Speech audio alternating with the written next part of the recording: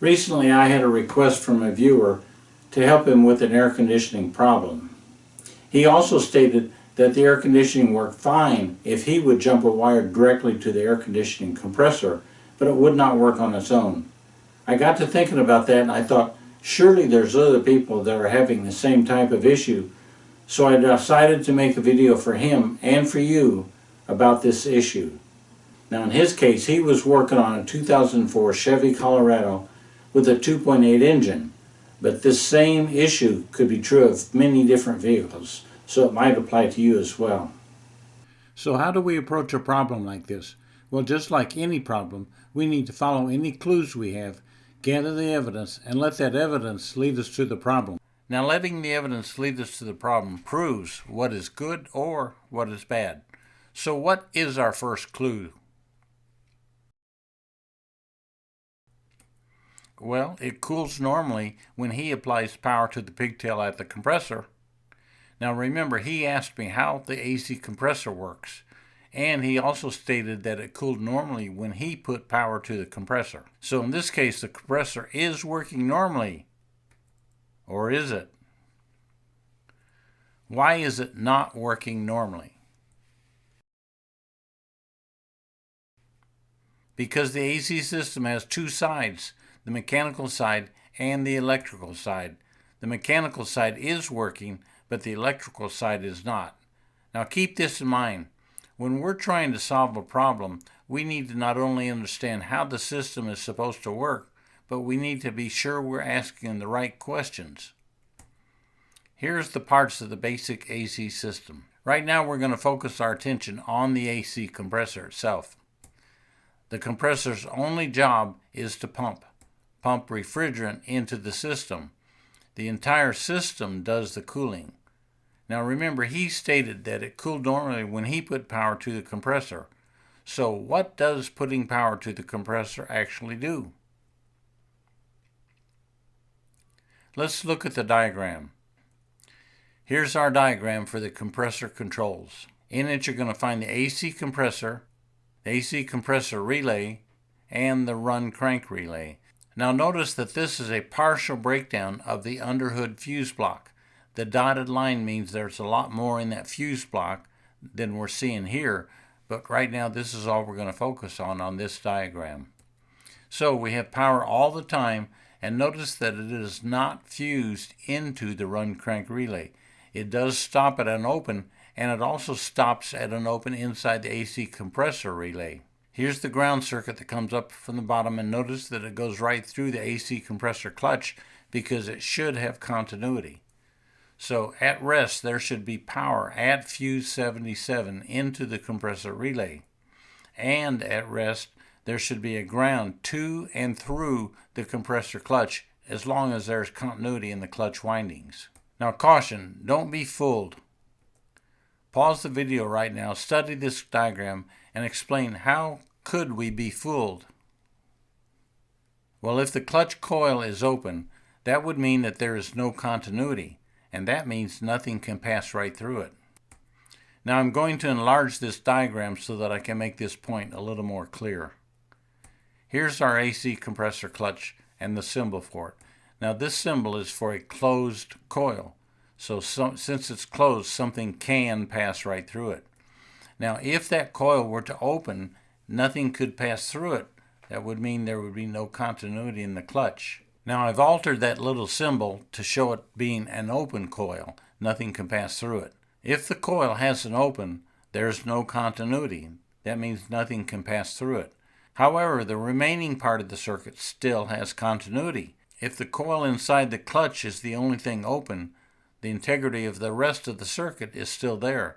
The remaining part of the circuit still has continuity. And that has continuity to ground through the already existing path to ground. That's illustrated by this color here.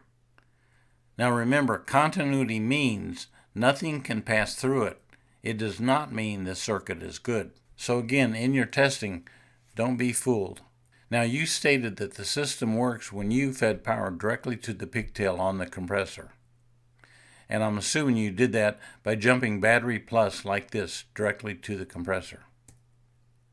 And when it runs, when you jump it like that, that confirms that there is ground in the clutch as well. So the clutch coil is a completed circuit. It is not an open.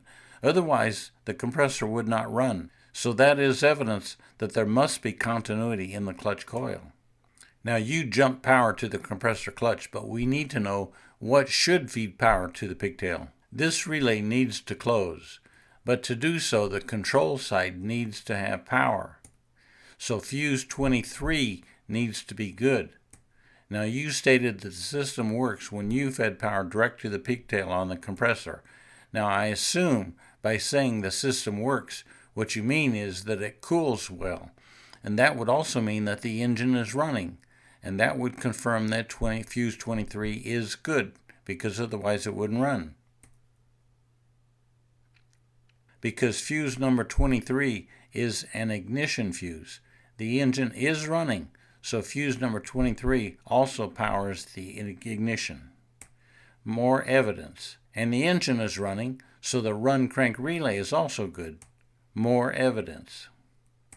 So we also need the control ground at the relay. And that goes through these two connector points, and it comes out of the PCM down here. So what tells the PCM to send that ground control signal? Well, the PCM needs the correct input, and that input comes from the pressure sensor, highlighted here in yellow. Now, the pressure sensor needs a 5-volt reference. You could test that with your power probe. And it also needs a low reference ground. Again, you could test that with your power probe. Now, once it has the 5 volts in the ground, it will send out its signal. This symbol indicates that it is a potentiometer, which would send out a changing voltage signal. Now, the PCM would use that changing voltage to calculate a pulse width to turn on and off the AC clutch. Now, there are other types of pressure sensors out there that are simply an on-off type switch and not really pulsed. So again, you stated the system works when you feed power direct to the compressor. So you need to check that fuse number 77 is good. Now, a simple visual check or a continuity check should be able to do that. Now, you should have system voltage on both sides of fuse number 77.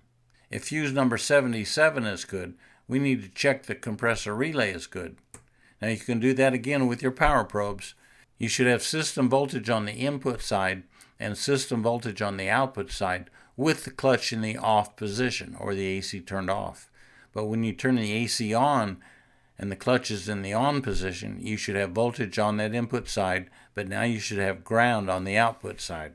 There should be power at all times into the compressor relay, and system voltage should be on the input side, ground on the output side when you have the clutch in the off position, and system voltage on the input side and system voltage on the output side when you have clutch in the on position, because that voltage is now going to pass through that part of the circuit. Now notice that these two parts of this relay work oppositely of each other. Now that you know what to look for, do your testing and let the evidence lead you to the problem. So if you find that this has been a help to you and you have a different request for a different kind of problem, or would like for me to explain a particular issue or explain a wiring diagram, go ahead and write in your comments. Let me know what you're looking for, and I'll see what I can do. Thanks.